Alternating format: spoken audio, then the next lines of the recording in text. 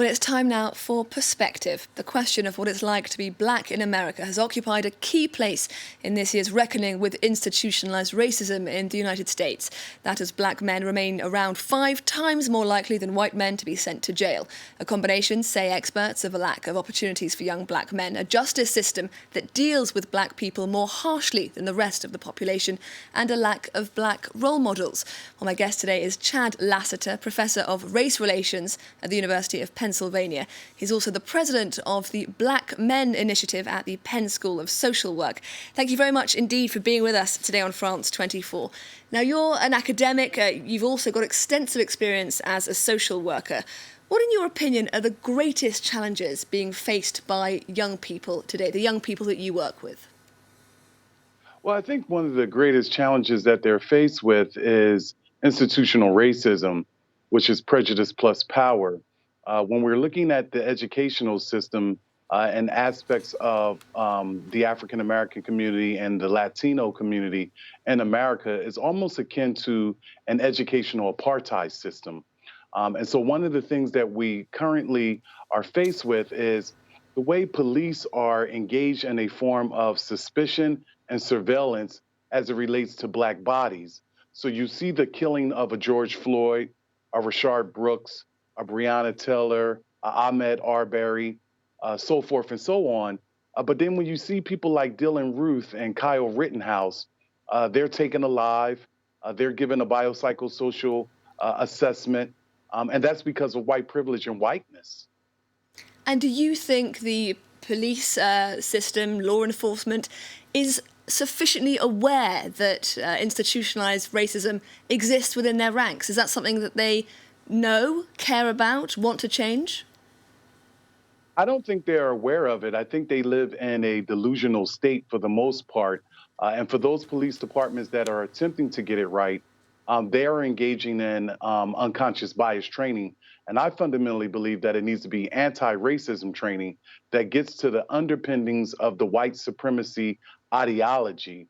You don't have anything in America called driving while white. You have driving while black, walking while black, going to a house of faith while black.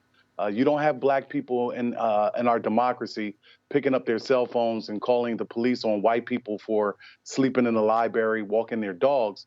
But we have a race problem in America, and that problem is along the lines of anti-hatred for Black bodies since the inception of the democracy. And we continue to be in denial about the race problem in America that's deeply rooted in the psyche and fabric of our policies along the continuum of white supremacy. Now, you're the president of the Black Men Initiative at the Penn School of Social Work. What exactly does your work there consist of? So it's an organization that is comprised of master's level and doctorate level social workers who do anti-racism training. We do anti-racism training in urban, suburban, rural schools. We do anti-racism training for organizations. We do diversity training for police departments. We're a conduit between the African American community as well as the University of Pennsylvania and the indices around employment, complaints that people may bring to us as it relates to forms of unlawful discrimination. And we serve as role models. We fundamentally believe that it's advantageous to mentor youth who have a parent incarcerated in a state or federal prison. But I do want to correct something that you said in the before mention. There are a lot of role models in the African American community. The thing that we need to do is highlight them more.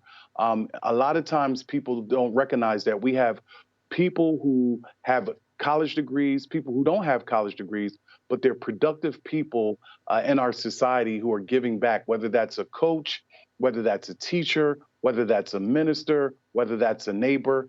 And so for the Black men at Penn, we're credentialed Black men that are very concerned about the police shootings in our communities.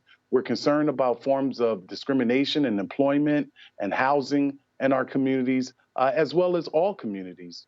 And how, in your opinion, do you go about amplifying the voices of those black role models? What's the way forward?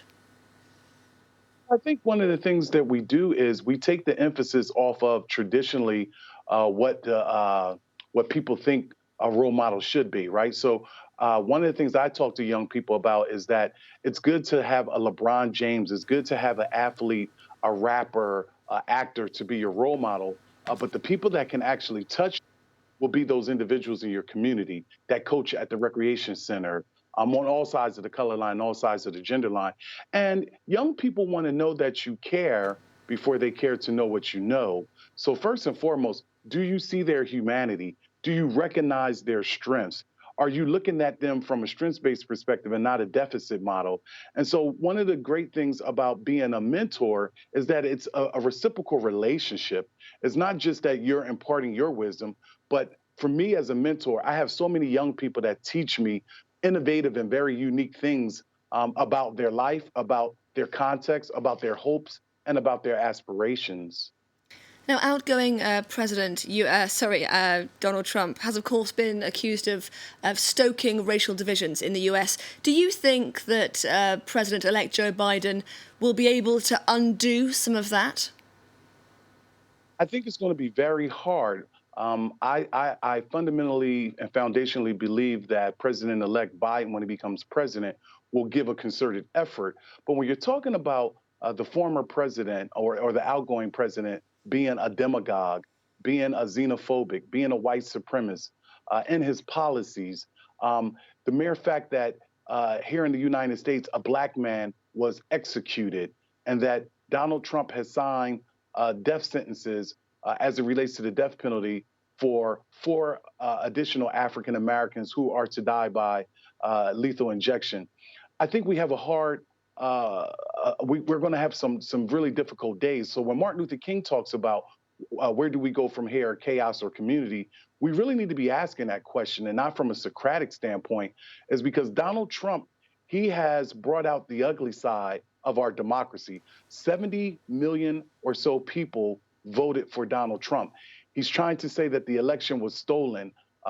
He has fractured the democracy along with aspects of the Republican Party, folk like Mitch McConnell. So when you're looking at the triple evils that Martin Luther King spoke about, militarism, poverty, racism, we have mass incarceration, environmental racism, we have climate challenges, catastrophic economic collapse, the mere fact that thousands of people died because he was inept as it relates to coronavirus, and he still got 70 or so million people to vote for him, shows you that we have some challenges in our democracy. It's fractured.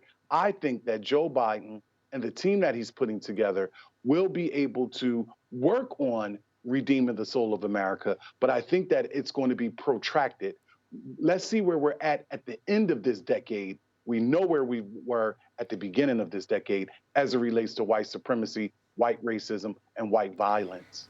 I'm so sorry, we're going to have to leave it there. Chad Lassiter, Professor of Race Relations at the University of Pennsylvania, thank you very much for your time today on France 24.